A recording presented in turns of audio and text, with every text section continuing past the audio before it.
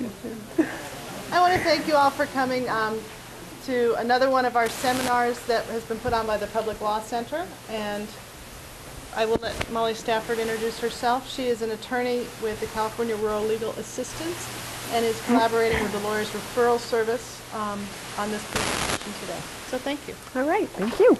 Yay. Hello.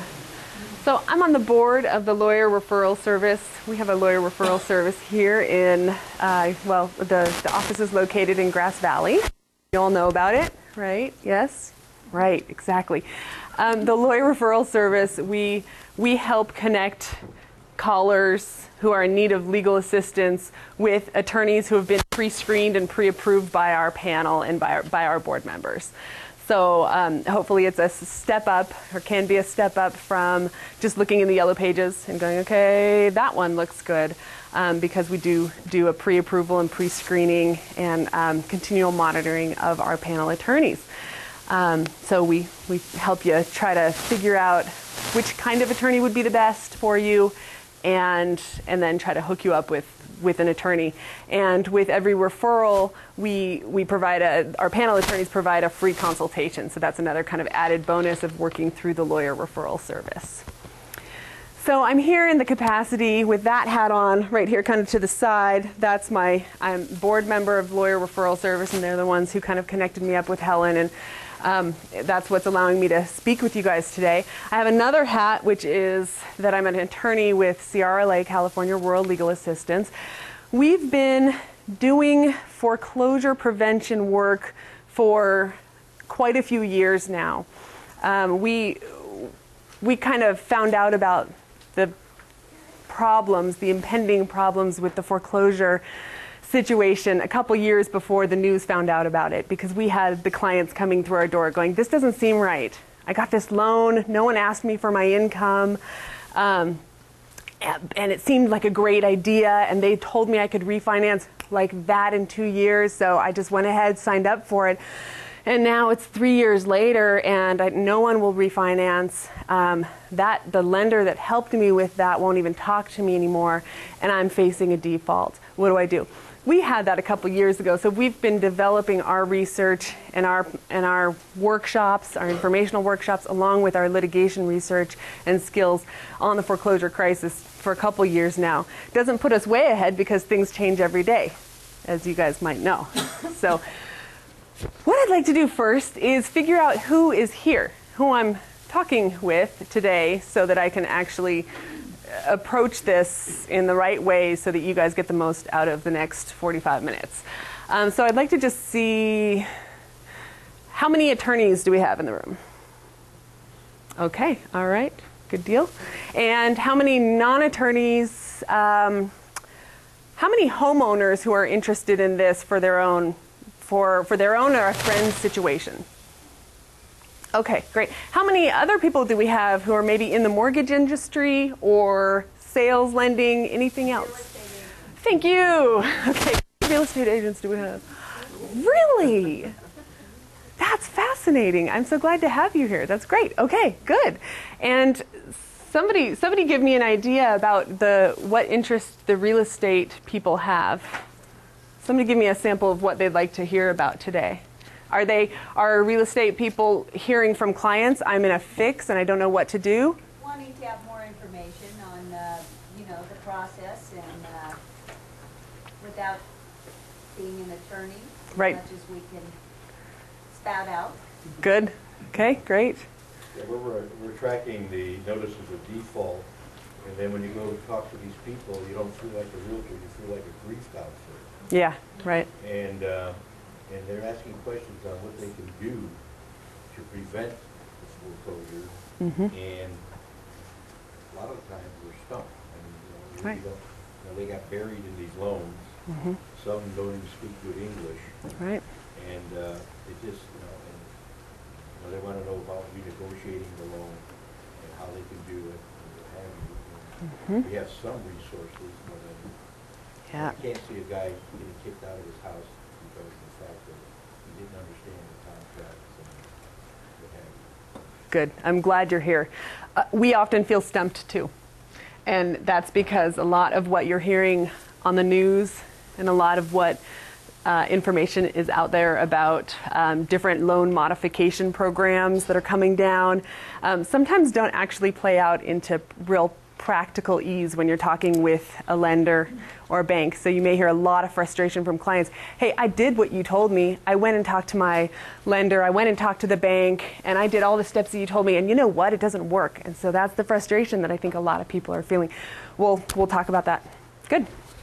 Yes. How about predatory lenders? Yes. Fraud on the public record, rescissions of trustees' deed upon sale, and all the other stuff that's been going on that is running rampant. Brilliant.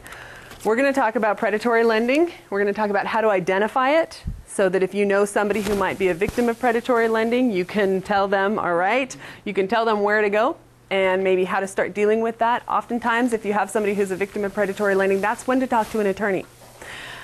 We have quite a few live cases that are going to litigation or in litigation right now that are based on allegations of predatory lending and fraud. And that's really where you can get an attorney involved. And that's where you can get an attorney interested. That sometimes there are attorney's fees for some of those violations of the law. So good, I'm glad you're here, and we'll talk about predatory lending. We'll talk a little bit so how I'm going to organize today. I'm first going to talk about the foreclosure process, just to give everybody the same overview. I think you probably already all are somewhat familiar with it, but I'm just going to give you the timeline, right? What happens? I'm in default. I didn't pay this month's loan payment. What happens next? So we'll go through that. Then we're going to talk about options. We're going to talk about, okay, how do I advise somebody, or how do I myself try to avoid this from happening? What are my options? Can I afford to do a loan modification? Can I ask for a forbearance, etc.? Then after that, we're going to talk a little bit about the laws of that kind of are underlying the predatory lending. That's kind of a big title to a whole bunch of little different laws. I'm going to identify those laws, and I'm going to identify the sites for those laws, the citations. So for the attorneys out there, you can write them down and have that in your pocket as a base. We can't go into much detail about the laws because we just don't have time, but we will talk about how to issue spot, how to look at your loan papers, and they're really complicated, right? Does anybody really understand the loan papers they signed? I didn't, right? I didn't until I had to do this for my job. So, but we will talk about some basic things you can look for to identify whether you think you might have been a victim of predatory lending and whether you need to talk to an attorney. And for the attorneys out there, we'll give you some law. Okay, so the handouts that you have a behind on house payments packet. We've just updated it recently. We've been using an older version since 2006. I'm going to go back and forth between the two because in some ways I think the older one has some better overviews. We get so bogged down in all the details, but it is really useful. So feel free to take notes on this and tell me if you're not following along with something that we're talking about in this packet. I'm going to page 7. We're going to talk about the foreclosure process. Before page 7, on page 4 and 5, it's a little glossary of terms that can be really helpful if you do get a mortgage, if you get your bank on the phone, for example, and they start spewing out information and you're writing it down and you have no idea what they're talking about, this glossary can be really helpful. Or if you're talking with your attorney, you have no idea what he or she is saying. But I'm going to start at page 7. California allows both judicial and non-judicial foreclosures. What that means is a lender can go through the court system to foreclose on a house, or a lender doesn't have to be able to foreclose on the house. 98% of the time, I just made that up, most of the time, banks are they're choosing to go the non-judicial foreclosure route. It's a lot quicker.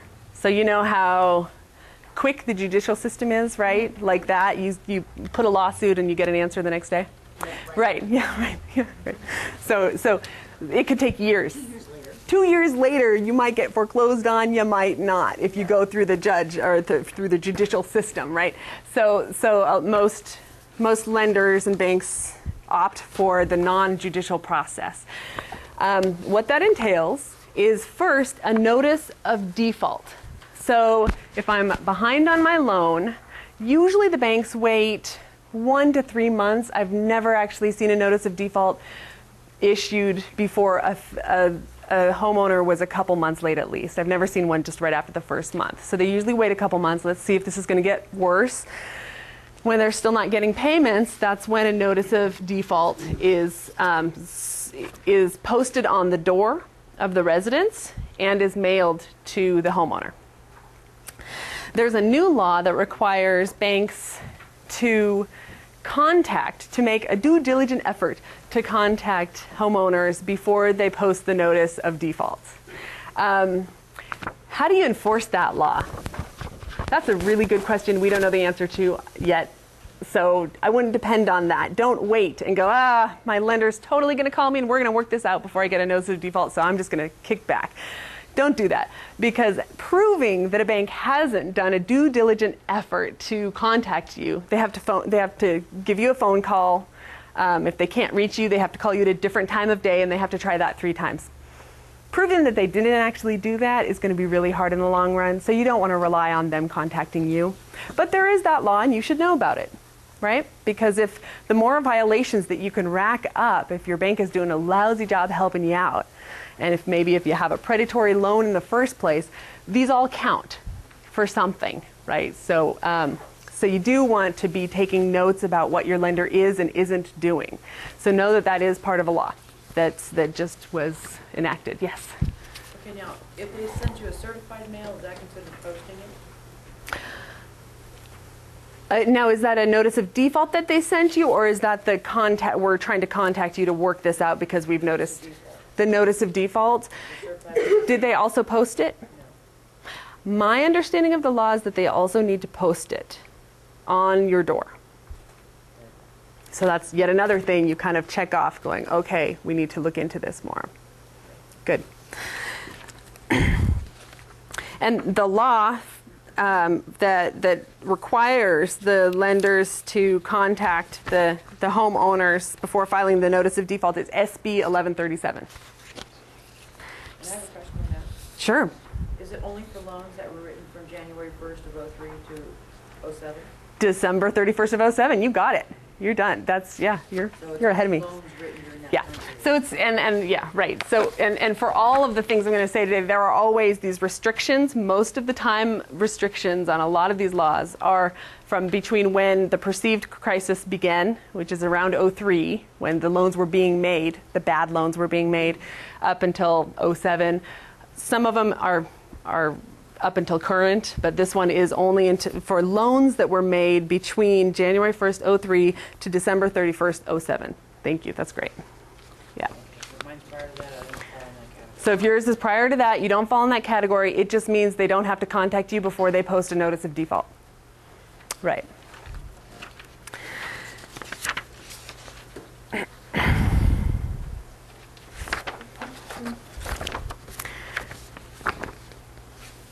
So there is a new law, the California Foreclosure Prevention Act, which is imposing a 90-day foreclosure moratorium.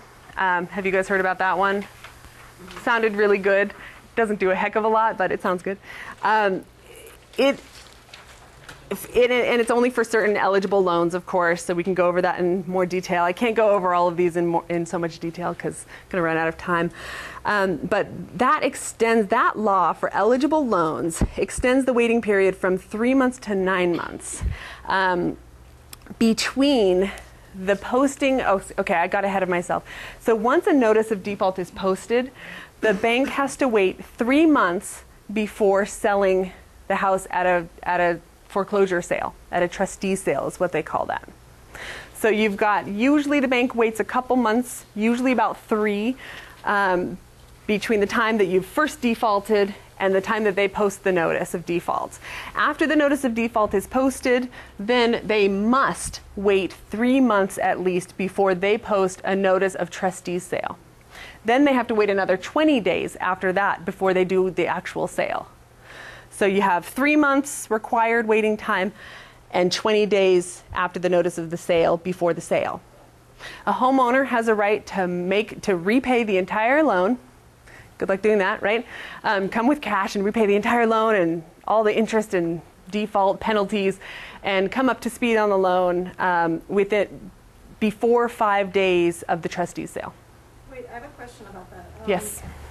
When you said if you can pay the entire loan and the interest, if I have a 30-year mortgage and they're, you know, can I pay the amount I owe and not, and you know, maybe the interest I owed to that day? I don't have to pay all the interest I would Correct. owe over the next 30 years. Right. Good question. No, you don't have to pay as if it was amortized over the 30 years. If you're going to pay to current now, you're paying the interest that you owe on maybe whatever you already defaulted on. Right. And whatever late penalty payment fees that you have. Good question. So the California Foreclosure Prevention Act, all that does is that lengthens the waiting time between the notice of default and the notice of the trustee's sale from 3 months to 6 months. Which is, and that's actually effective, is it the 22nd today? It's effective today.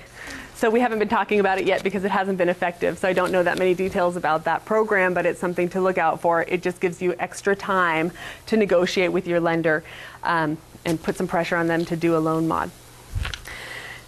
Okay, so great. So does that mean anything that's been filed for default from this day on, or ones that are in process? Everything, I'm sorry. Okay, it says effective today's day. Yeah. So that means anything that's started default as of today's day, or if something's already in default, does it extend that? It just means that this law is effective today, which means that it applies to any situation where, that's a good question. So I think it applies to any situation where, so for example, if somebody already posted a notice of default, do you then all of a sudden get that extension or not? I don't know the answer. It's a really good question. That's a really good question. I am guessing that there is an information page about this. There, generally a lot of the nonprofits in California have been doing these one-page little information sheets about the different laws that have be coming out, because there's so many. There's so many different, you know, SB 1137 and this one. So I would look online and see if you can just Google California Foreclosure Prevention Act and see if you can find a one-pager, and it'll tell you, and because I don't know here, we don't have information about which loans are eligible for this, because it does say eligible loans, and I'm not sure exactly all the details about that. So yeah, that's something to look into. Great.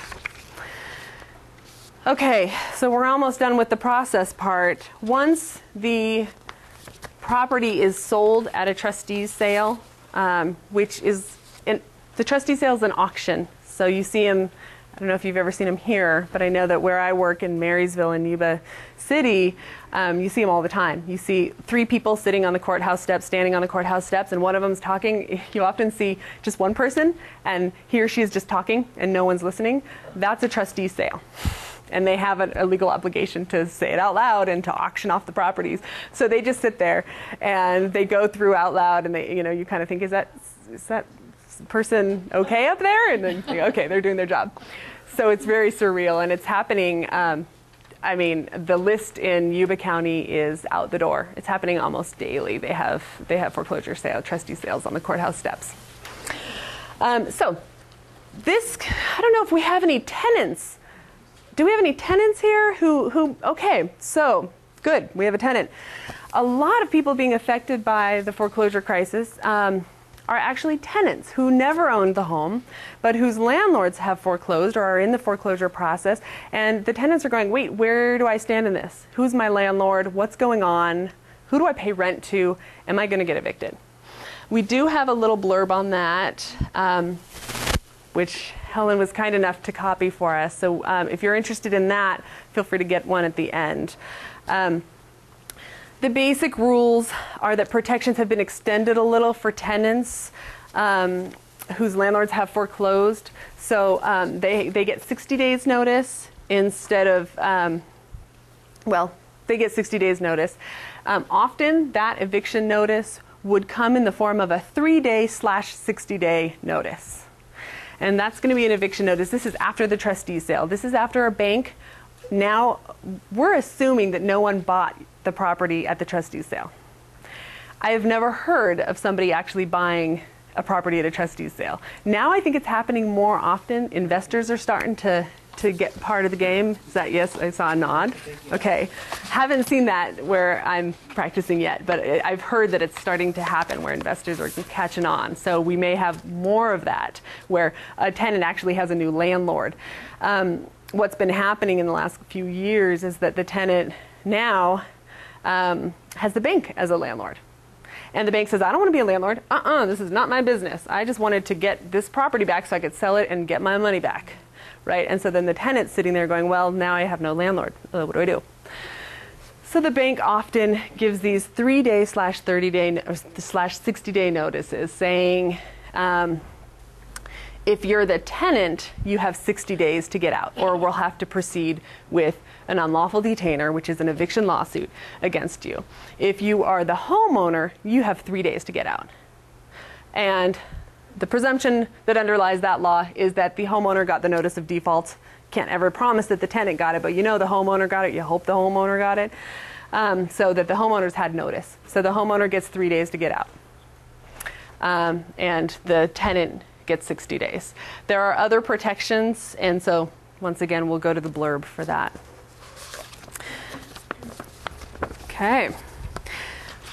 Once in a while, to me it's actually more than once in a while, it's more often than not, a tenant will be given an offer by the bank, which is called a cash for keys offer. Has anyone heard of that? Yeah.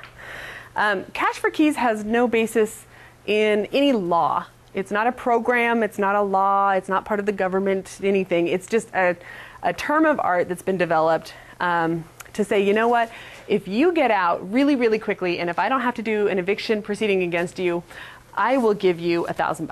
How about it? So it's just a deal, and you don't have to take it. There's no legal obligation to take it. Now, sometimes it's the best thing a tenant can do. Sure, I can move out in a month instead of 2 months, and you can give me that $3,000. Thank you. And I'll leave the property in good condition. Right? Because that's another thing that the banks worry about. Okay, the tenant's going to trash this place before the tenant leaves unless I give them some incentive here. So not an obligation, but sometimes it is a good option for tenants. It's actually an option for homeowners who stay in their home to the last minute, get foreclosed on, and are facing an eviction by the bank. I've actually seen it happen with clients who've said, you know what, I'm choosing to just let this foreclosure happen. It's the only thing I can do in this situation. I'm going to go ahead and let it happen. And then when I get that 3-day notice, I'm all prepared to leave. And I'm going to try to bargain a little bit with the bank. And sometimes that can work, because even though there's only a 3-day notice that's required, the bank really is worried that the homeowner is going to trash the place. And that's happened a lot, right? We've heard in the news that happens a lot. A lot of angry homeowners out there trying to, deal with this horrible situation. And so a lot of times they leave the place in really bad shape. So part of a cash for keys can be, okay, homeowner, leave it in good shape, and we'll do a walkthrough. And if you leave it in good shape, then we'll get you a little bit of money to help you with your new place. Yeah. This is kind of an unrelated, well, sort of related question, but we've been having some issues where the owner leaves behind a lot of personal property. Right. And there's been questions as to whether that becomes a tenancy issue as of the foreclosure date, and therefore you're under the obligation to Give notice. Give notice, hold Right. the property, do a, sale, whatever you have Right. to do with that. And I think most of the attorneys that I've been working with have erred on the side of caution and therefore required that you give that notice. But, a lot of times these homeowners just disappear. I mean, Right. There's no forwarding address. They're in financial crisis. They're just getting out. And they just leave. Right. So, Right. Any thoughts on whether or not legally you do have to do that? Coming from the tenant's perspective, because I practice where our clients are the tenants who or the homeowners who are defaulting and then becoming tenants. We argue that they are tenants for purposes of, hey, whoever's on title of this house is now that's who your landlord is. I know that there is no decided law on that about whether the bank becomes a landlord. The banks would say, heck no, we're not landlords, right? That's not our business. We just wanted our property back. So there's a big dispute about that. I argue personally that, well, you got the property with the tenant, you're a landlord until you evict the tenant, right? And that's why we have the eviction rules, is because that's landlord-tenant law. So in my mind, it's pretty clear. So I would say that that they should err on the side of caution always and just give the notice. So what that is abandonment of property. And under landlord-tenant law, a tenant has certain rights, so a landlord has an obligation to contact the tenant and say, listen, we think you've abandoned this much. Well, it's not abandonment of the property, it's abandonment of your personal property. So we think you've left behind this property, and you have this many days to arrange with me to get it back. And it's something like 21 days to get it back, 15 days, something like that. So it's under a month. Much better to be safer than sorry. And the bank at that point, or the lender, or whoever is in control of that property, can put this stuff in storage somewhere and charge the tenant for that. Hey, we're storing your stuff. And the only obligation they have at that point is to do due diligence in notifying the tenant. We have your stuff, and be available to work with the tenant in getting the stuff back. Yeah, good questions. Okay. Now we get to the juicy stuff, the retention options. So this packet talks about, it kind of separates it out from retention options to transition options. I love the words that the author of this made up. Basically, you have to first figure out, as a homeowner or as someone advising a homeowner, can you keep this? Is this a smart thing to try to keep this home, or is it much smarter to just leave? And how is all that going to affect my taxes, and how is all that going to affect my credit? Those are the questions you have to ask yourself right at the get-go. Some of these situations are such that it's just not practical for a homeowner to keep the house. It's just not. And I think it's the responsibility of any lawyer who is helping a client with trying to avoid a foreclosure, to really go through the financials with them at the start. And real estate people, if you're helping somebody in that capacity, I think that's really, really important, is to start out with, what are your expectations? Do you want to keep the house? Do you not want to keep the house? What do your financials look like? Can you keep the house? If you did a loan modification, if the banks were willing to do a loan modification or a refinance, what would it look like to you? Is this an example? Did I get an ARM loan where an adjustable rate, where the rate adjusted way up? Maybe there's a balloon payment requirement where I'm facing in 2 months I'm going to have to pay $15,000. And is that possible?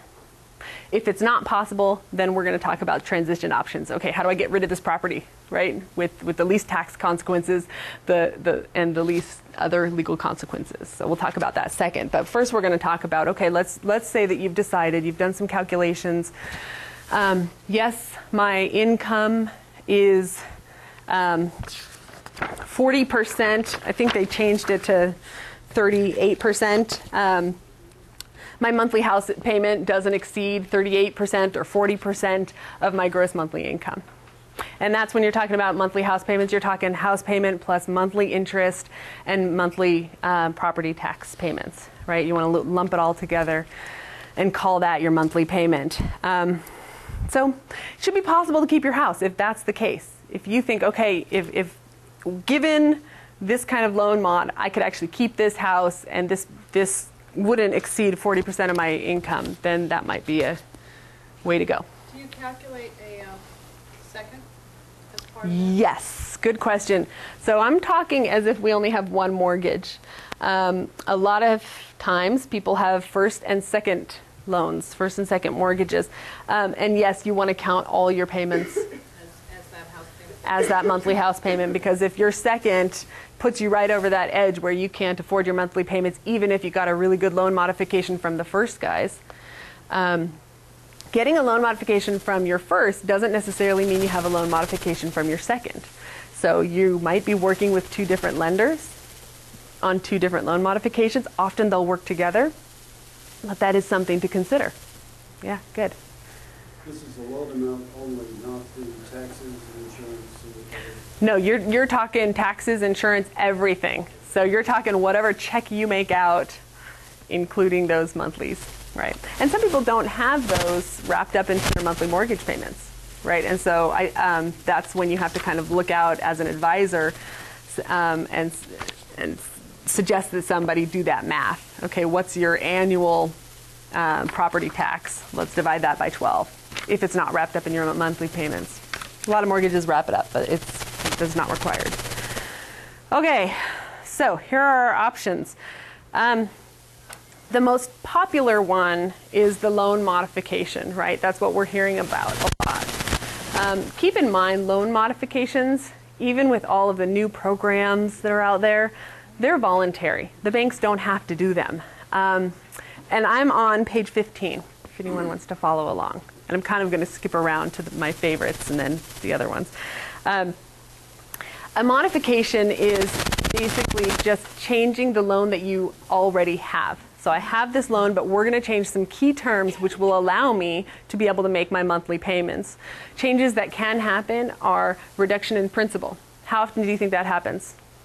Not very often. Thank you. Not very often. I've heard through the, if at all, Really? I've heard through the grapevine from some counselors who are actually involved in loan mods right now that there are some companies who are entertaining deducting principal, which just means, okay, we're going to say that now you owe $20,000 less than you did before. We're just going to cut that off your loan. So it is happening a little bit now. A year ago, it wasn't happening at all, and it was just kind of a joke. But it is happening a little bit now, and the banks were being very honest with that about that. No, we won't do that. We won't lower the principal. Now they're starting to. We recently heard of one of our agents, his brother-in-law got a loan. They came in, he wasn't even in any kind of crisis, and they reappraised his house and dropped his mortgage. Have you heard of that? Brilliant. Yes, that's probably. Yeah, who did that? What were their names? We don't have a name. We didn't know either. Yeah. Okay. But have you heard of that? Yeah, that's probably part of one of two new programs which have to do with, are connected with the new administration.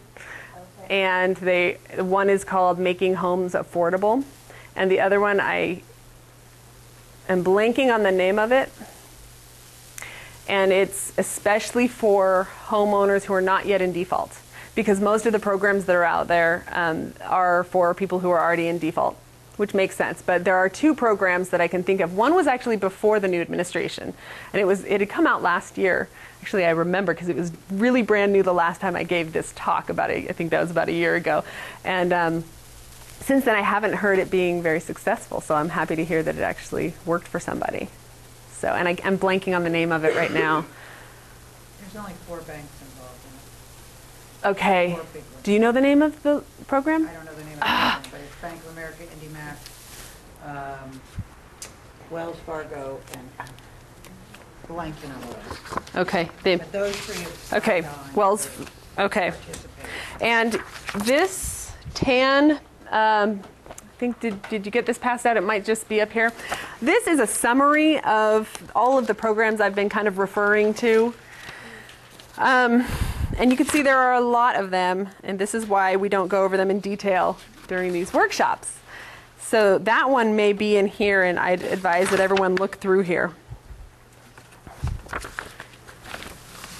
There's also a new one, a city homeowner unemployment assistance. So if a homeowner is unemployed, then Citibank will actually work with that homeowner and reduce their payments for a few months. can help somebody just through a transition from unemployment to new employment. So if anybody's interested in the city homeowner unemployment assistance program, I've got some of those handouts up here. So just come up afterwards and let me know. Yes? I know GMAC and Wells Fargo doesn't count unemployment as income for modification. They don't. They don't. Okay. So that's good to know, right? Yeah. Unemployment lasts for 6 months, which could be considered income for a while. I mean, some banks might be willing to work with that and get creative with that. It sounds like some aren't, right? Yeah.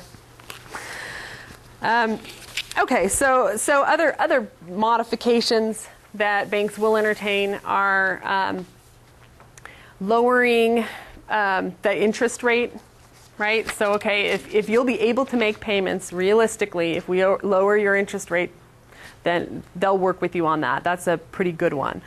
So once again, this takes realism. This takes you figuring out your finances and going, okay, am I just signing up for another pitfall in 2 years? Am I signing up for another, do I have an adjustable rate that's going to adjust, or do I have a balloon payment that's going to come in 2 years, so that even if I save my home now, am I still in hot water 2 years from now? So this takes, a realistic, we've had clients who have signed on to refinancing programs. They've refinanced, or not refinanced, they've modified their loan only to come back to us in a year saying it didn't work, and really I knew it wouldn't work, but I was just trying to buy time, which is legitimate and understandable. Nothing wrong with that attitude of I'm just trying to make this work. And sometimes that's really useful. A family can have a year to try to transition more safely and more securely into something they can afford. So it's not to say that that's not an option, but that has to be in somebody's mind when they're working with loan mods. Extended amortization, which just means, okay, let's make the length of the loan from the 20-year loan we had, let's stretch it out to 40 years. That can happen. Change in the product type is a really big one. So instead of having an adjustable rate, I want a fixed rate, right? So just make this 30-year fixed rate. And often they'll do that. The banks will entertain doing that. So those, and there are others, of course. A lot of times fees come along with loan mods. Sure, we'll modify your loan, we'll lower your interest rate a couple percentage points, and after you pay us a fee for doing that of $5,000 right now, then we'll be able to work with you. Right? We can't pay our mortgage. How can we pay $5,000?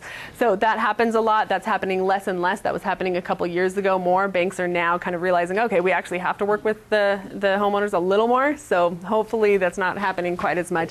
But beware that loan mods don't mean, if your lender says, yes, we'll work with you, that doesn't mean you're going to get an instantaneous, good, safe loan mod and a good product. You still have to be very, very aware. And you have to look at all your terms and all your clauses and what's being tacked on. Just a warning, word of warning from the cynical. There are lots of other options. I'm going to go through them really quickly because I want to touch upon some of the laws, the predatory lending laws, in the last couple minutes, and then I want to also give time for a couple questions. Okay, I'll talk really quickly. Okay. And then you guys will come back and we'll spend the rest of the afternoon talking about this, right? Okay. There's so much. So there are other options, forbearance, which is when the bank agrees for a limited time to just hold off your payments. Okay, don't make any payments for the next 6 months. We're going to tack it on to the end of your loan. That happens when you're in a temporary situation. So you can convince the lender that, I had this surgery, so for temporarily I have had no income and I haven't been able to make my payments, but my doctor certifies, and here's the doctor's note saying, yeah, this person will be up and running and back at their employment, and here's the employer's letter saying, yes, this person is employed and they'll be back getting their paycheck within 6 months, something like that. The bank has to be assured that you have a source of income coming in at some point soon.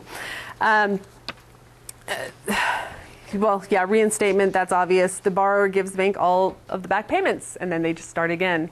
It's not really any sort of solution where the bank is working with the homeowner. That's just where the homeowner's able to make their payments again. There are repayment plans where the bank says, fine, you owe us 3 months, but now we understand that you can get back on board. So we'll just stretch out the payments that you owe, that you're in default for, over the life of the loan. Refinance. Do we hear that anymore? No. No. That's what we all heard at the beginning, right? You get this great loan and just, you'll refinance in a couple years, no problem. And a lot of people actually made a lot of money on that. It was very successful for a lot of years, right? And then the bottom fell out and it all went haywire. So refinance means that I'm getting a new loan to pay back my old loan, and I'm starting fresh. Often because we're upside down in our loans at this point, we owe more than the house is worth in the current market. A refinancing option is just not available. Because who's going to give you a loan on your house that's going to be big enough? So I might be able to get a new loan on my house for $100,000, but my old loan is $150,000. Right? So getting a refinanced option is really rare these days, but something to entertain, right? Something that maybe your situation is different where, that can actually work for somebody who's paid a lot of their loan. So we're a lot of the times we're looking at homeowners who have just, begun paying this loan, maybe 2 to 3 years. They don't have a lot of equity in the home. But if you have a lot of equity in the home and you don't know that much, then refinancing is still a very decent option. Okay, I'm not going to go through all of these because we just don't have time. I should say, I just refinanced my mortgage, and I didn't have some kind of weird predatory loan, but I did have a loan. Okay. It was going to adjust, not on terrible terms, But and I refinanced it, and it was fine. Great. I didn't have a lot of special problems. Did you have a lot of equity in the home? I had some equity, and I refinanced it from a 30 to a 15. Oh, wow. And I'm not saying this to brag. I'm bringing this up because if there's any way you can swing refinancing, I'm paying like an extra $100 a month Okay. on a house that I've only had a mortgage on for 7 years. So that That's sounds great. like going in the wrong direction, but not necessarily. That might, if you're in, that might work for you. Is it a fixed rate? It's a fixed, and See- I had it on before. Right. So Tamara was able to change from an arm, which was dangerous and going to go up. Could have done anything. Right. Could have done anything, right? To a fixed rate that's a little more dependable. You could say worse terms because you're paying a little more and you're paying in a shorter time, but better terms because it's a safer loan for you. And I'm paying way less interest. There you So go. it's not that much more a month because you're paying, because if you can pay an extra mortgage payment a year, either by paying an extra mortgage payment a year That's or by right. paying a little extra principal each month to add up to a total of an extra mortgage payment, you can turn a 30-year mortgage into a 15-year. So Yeah. if you can afford to pay 1/12 of a mortgage payment extra on each of your payments, Right. think about refinancing to a 15. Right. And for a lot of homeowners, this means, wait a second, I can't even afford my mortgage right now, so I don't think I can do that. But a lot, we talk with homeowners about all sorts of creative solutions for that. Well, if you were able to get, a renter to rent out a room for a year, would you be able to make these payments and make something happen? So there are some creative ways to be able to make payments on a new loan. So thank you. That's good. Yes. I think I would advise a person to stick with a 30-year loan because of the lower payment. Right. And they have the option anytime to change it to a 15-year by making that payment. Right. If they're going to get locked in on a 15-year loan payment, Right. then they take the chance that they can't make that much. Then you're in default. So they've lost Right. their option. Yeah. So. Pay more. Right, and that's a good piece of advice, right? So if you have somebody who isn't totally, who is sure of their income ever, right? And so you might want to what was that? Maybe you, Steve. All the people who are doing the mortgage rescue scams. No. So you might want to advise, okay, you might want to think about a 30-year, but make extra payments. If you can, right? You get that renter in there, or you get a change of situation where you can make bigger payments, then that's a great option. Transition options, okay, I've decided I can't afford to hold on to this home. I just can't do it. My bank is not working with me and not giving me a good loan modification option, right? And I can't refinance, and they're not doing a partial advancement. Nothing's working. I can't do this. I can't hang on. How do I get out? Try to sell the place. So once again, sometimes in this economy with this market, it's a little hard to sell for what you're, and make back enough to pay back your loan. Because sometimes your loan is bigger than the equity you have in it or than the market value of the house. A short sale is an option. Now, a short sale doesn't do a heck of a lot for you unless you're really careful. So I say proceed with caution with short sales. A short sale is where you're selling the property and the bank has to give you permission because you're selling the property for less than what your loan is worth. And the bank is saying, fine, we'll take whatever this buyer can give us. And so the buyer is paying back your mortgage to the extent possible, but usually not paying back the entire thing. So it's a short sale. Short sales can take a long time, right? So banks take a long time to get back to you. So sometimes it's just really hard to keep those together. The other thing that you really want to be sure to advise your clients, be sure to remind yourselves about is if you don't write in there that the bank can't come after you for the rest of the loan, they can. So a short sale says, sure, sell the property, we'll take the remainder, no problem. We'll just get this cleared up right away. And then a couple months later, you get a deficiency judgment, right? Here's the rest, by the way, here's the rest of what you owe on this loan that you didn't pay back with the short sale. Right, so you have to have that in the contract, in the short sale. The bank will not come after me for the rest of this loan, the rest of the amount of this loan that wasn't taken care of by the short sale. So that's a really big thing to keep in mind if you're considering a short sale. Assumptions, some banks will let a new buyer just assume the loan, and that's really rare. Yes? Do you know if banks are willing to agree to that with a short sale, to not pursue a deficiency? I've seen it happen. Yeah. They usually won't pursue the deficiency, in fact. Usually banks really don't have, I mean, they're totally crazed right now as it is and going bankrupt and doing their own thing. And so most banks won't actually go after that deficiency judgment. But, and so most will sign something saying, yeah, we won't go after that.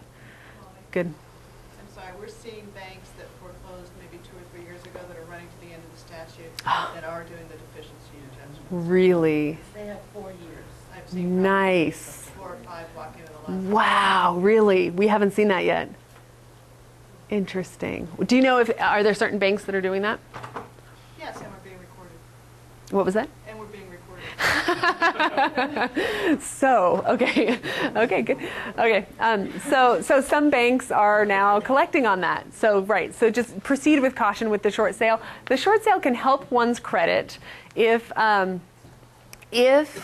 you're not that delinquent in your payments, right? So I'm a couple months behind because how the credit works is the more months I'm behind on my mortgage, that's when my credit gets dinged, right? So ding, ding, ding, ding. If I only have a couple dings, then that looks better to a credit reporting agency than a foreclosure. But if I have 9 months of delinquency, short sale ain't gonna look that much better than a foreclosure. Yeah. My understanding, and this kind of came through CAR legal, is that there is no deficiency judgment if it was a purchase money first deed of trust. Thank you. I was just going to go to that. Thank you. Yes. Okay. So deficiency. In California, there is no deficiency judgment in a non-judicial foreclosure for a purchase money loan. But not a refi. Refis are open to deficiency. Right, yes. Okay, if there was a first and second when they bought that house, in 82, then that first and the second cannot get a loan deficiency. No, seconds always can. Seconds can. Even though it's a purchase money contract? Yep. Good question. Even with the same bank. Okay, then when you're doing a short sale, as part of the provision in the short sale, where they will not come back for deficiency judgment, and you also stipulate in there that they will not report to the credit bureaus that the loan has been compromised. I don't know if you can Yeah, I'm sure you can agree to have them do that. I think they just, I think that's just reported. It's probably already been reported at that point, right? But yeah, you can ask for anything you want, right?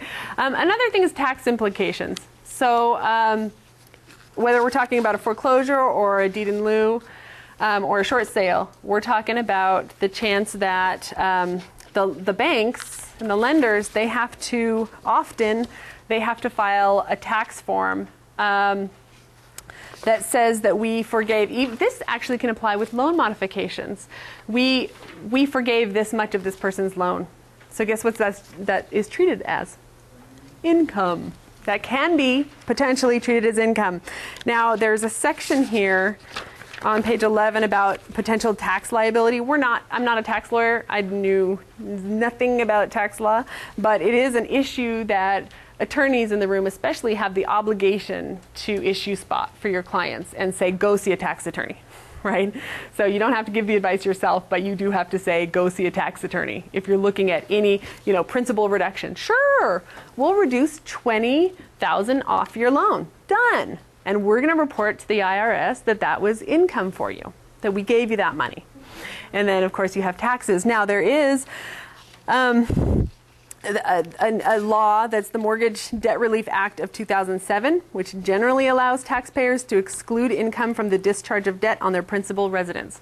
So there's a really, really big exception, which usually will make it work okay for people to accept loan mods where there are principal reductions or other kinds of deals.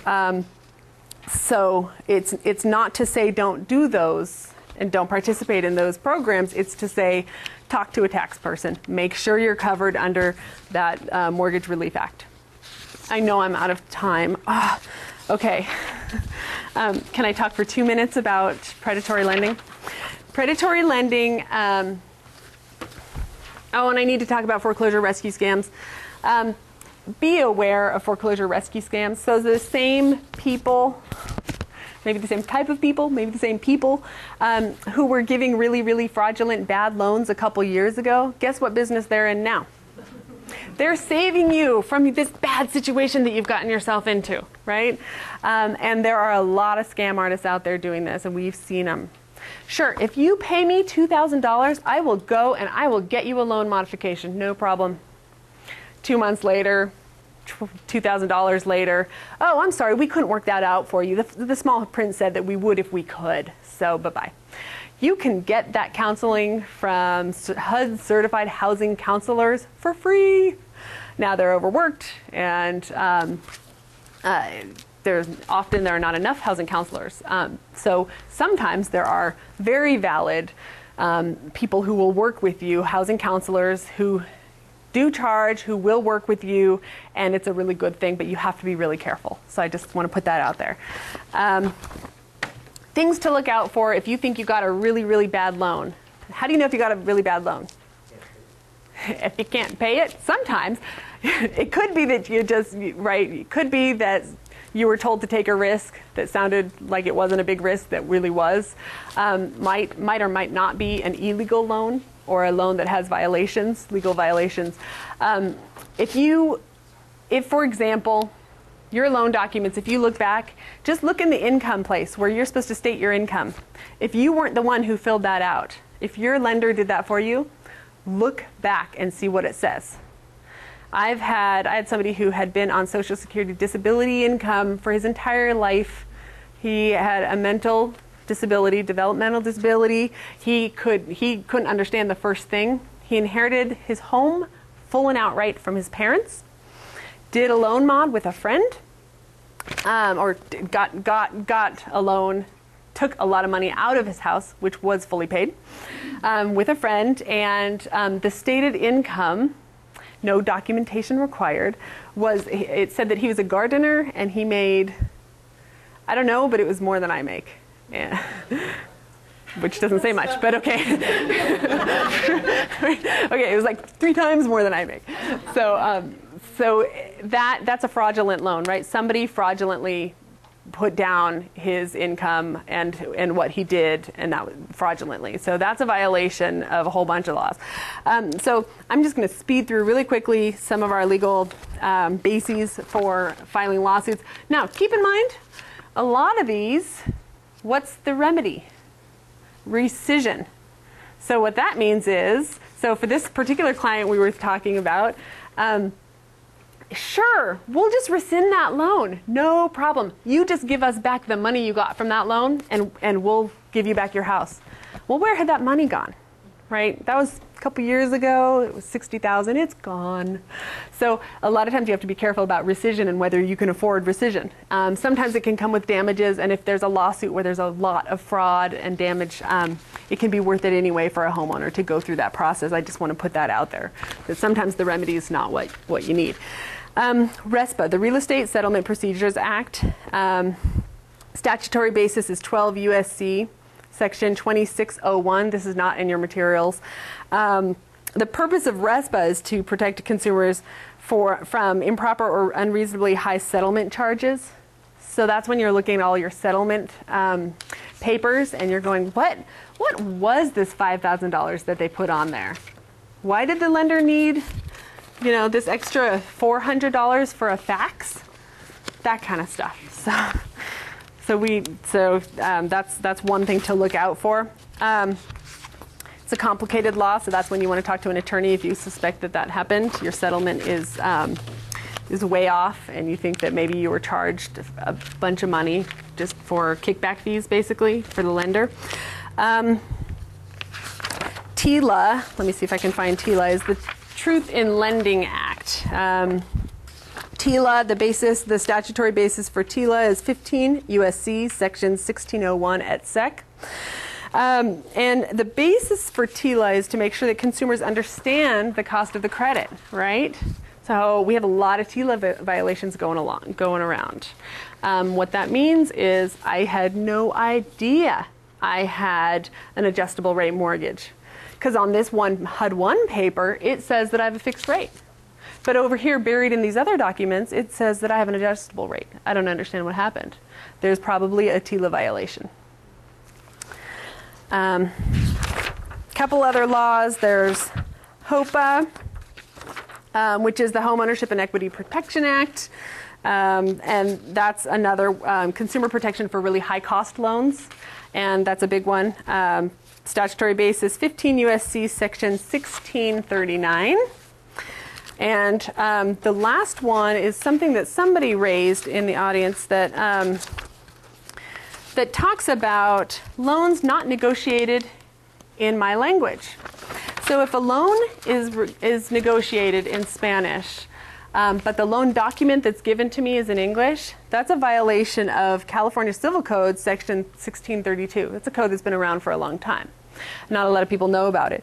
And it protects the top 5 languages spoken by Californians in their home, which is Spanish, Chinese, Tagalog, Vietnamese, and Korean.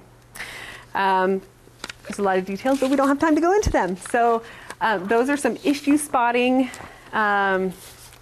laws for you and some things for you to think about and keep your eyes and ears out when you're looking at someone's loan documents. Do we have time for any questions? Okay. We've taken a lot of questions during my presentation, so we may not have any more. So we can let people go. Thank you for coming. Okay, thanks guys. And you also have an evaluation form if you would just take a quick minute to fill it out for us. We'd appreciate it. Thank you. And attorneys, please take one of these on your way out. It's an ethics alert from the State Bar, and it's talking about mortgage scams, and take one if you will.